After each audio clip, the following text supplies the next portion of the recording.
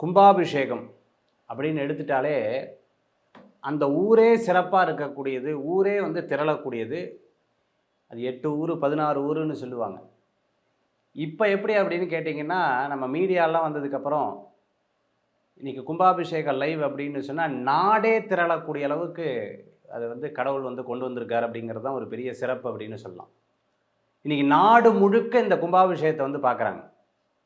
திருச்செந்தூர் கோயில் கும்பாபிஷேகம் அப்படின்னா இன்றைக்கி எல்லாரும் உலகமெங்கும் வெயிட் பண்ணுறாங்க. நான் மலேசியா போகிறேன், யூரோப் போகிறேன், எல்லா நாட்டுக்கும் போகிறேன்.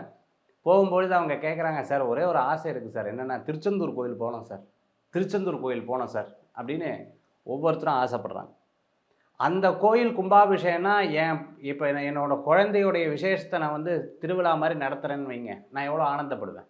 அந்த மாதிரி பக்தர்கள்லாம் ஆனந்தமாக கொண்டாடக்கூடிய அளவுக்கு 12 வருடத்துக்கு ஒரு முறை ஒரு கும்பாபிஷேகம் ஆகும். இது ஒரு வருடம் சேர்த்து 13ஆவது வருடம் சிறப்பாக கும்பாபிஷேகம் வந்து பண்ணுறாங்க.